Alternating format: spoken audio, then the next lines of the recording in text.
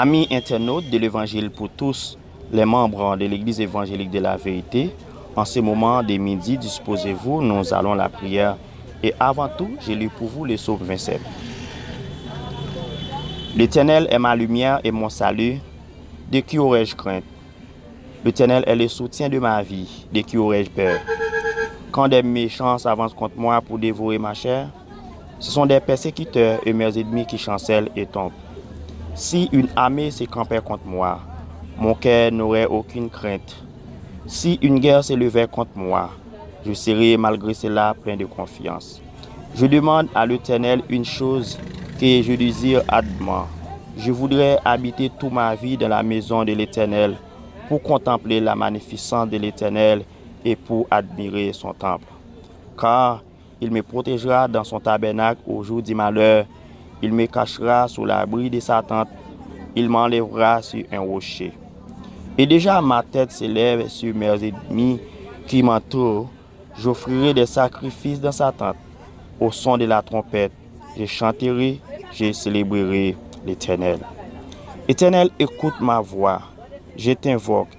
Aie pitié de moi, exauce-moi.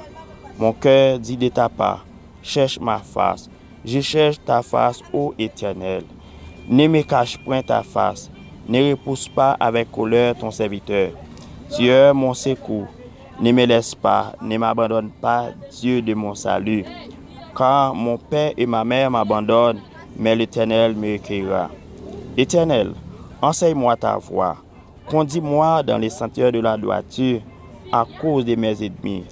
Ne me livre pas au bon plaisir de mes adversaires, car ils s'élèvent contre moi des faux témoins et des gens qui ne respirent que la violence. Or, si je n'étais pas sur la voie de la bonté de l'Éternel, sur la terre de vivants, espère en l'Éternel, fortifie-toi et que ton cœur s'affermisse, espère en l'Éternel, parole du Dieu vivant. Seigneur, notre Dieu, toi qui es fidèle dans toutes tes voies et rempli de miséricorde, nous venons devant toi en ces moments de prière pour te présenter l'Église évangélique de la vérité. Seigneur, nous te prions de visiter ton Église, de briser les chaînes de découragement spirituel, matériel et émotionnel. Débloque, ô Dieu, tout ce qui empêche ton œuvre d'avancer et accorde à chaque membre la persévérance comme dans l'Église primitive selon Actes chapitre 2, verset 42-44. Inspire en nous un esprit de communion, d'unité et d'amour fraternel, afin que nous soyons un seul cœur et une seule âme, marchant dans la vérité et la sainteté. Nous t'implorons, Père Céleste, pour les malades de l'Église, toi qui es le Dieu qui guérit. Nous te remettons spécialement ce Fedjin qui souffre d'une maladie au sein et se trouve à Kiba pour une opération. C'est Gisèle qui a des troubles à la tête.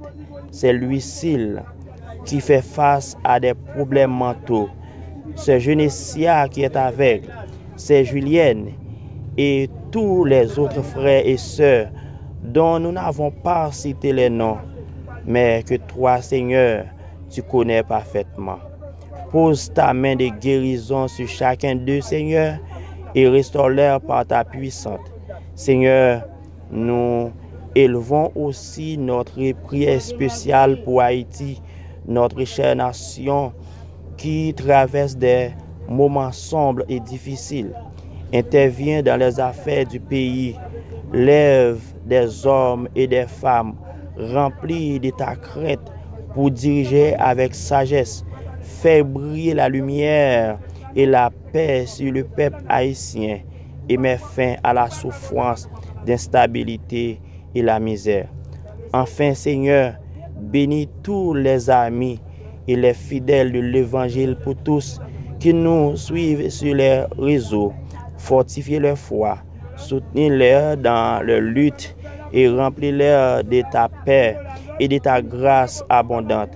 Que ton nom soit glorifié à travers cette œuvre et que des âmes continuent d'être sauvées.